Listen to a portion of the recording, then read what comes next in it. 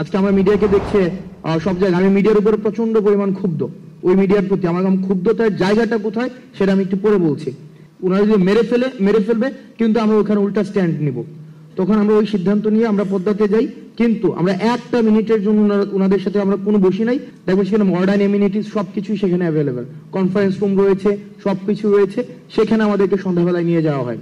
দেন পরবর্তী 2 দিন আমাদেরকে সেখানে মানে আটকে রেখে যত ধরনের ফোর্স করা যায়, ভার্বালি, ফিজিক্যালি, যত ধরনের।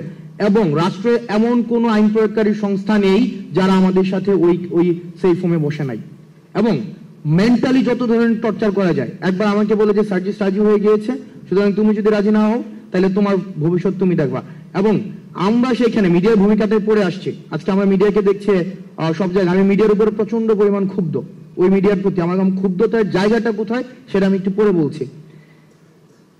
এবং সেখানে হচ্ছে আমাদেরকে কেরিয়ার সেটেল করে দেওয়ার কথা হয় যে দেখো এখানে যে প্রত্যেকটা মানুষ মারা যাচ্ছে সবগুলোর দায়ভার কিন্তু তোমাদেরকে নিতে হবে, সবগুলোর দায়ভার। ইদানিংতে নাসিফ নাইদের সাথে আমাদের যোগাযোগ হয় না, কারণ আমাদের ফোন ছিল না।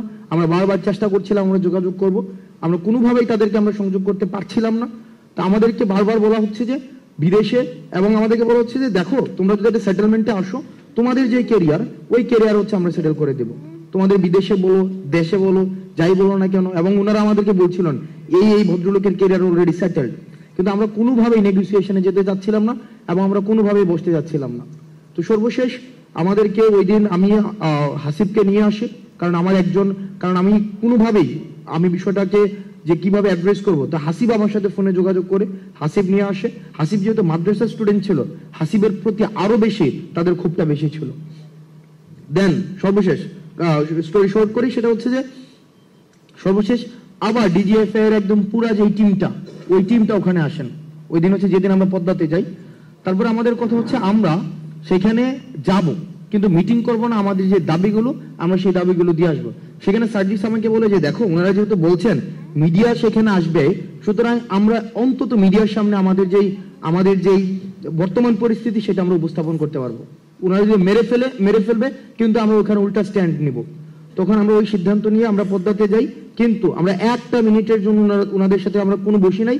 আমরা 8 দফা দাবি, 9 দফা থেকে 8 দফা আসছে, সেটাকেও ওনারা কেটে দিয়েছে, সেটাকেও ডিজিএফআই নিজে কেটে দিয়েছে। এবং আমাদেরকে যখন আমরা আসছি নিচে আসার পর আমরা দেখলাম মিডিয়া এখানে যারা আছেন, এই ক্যামেরাগুলো লোগো সহ মিডিয়া, তাদেরকে আমরা সেদিন সেখানে দেখেছিলাম। এবং আমরা সেখানে আমাদের সাথে যা হয়েছিল আমরা স্পষ্টভাবে সেই ঘটনাগুলাই বলেছিলাম।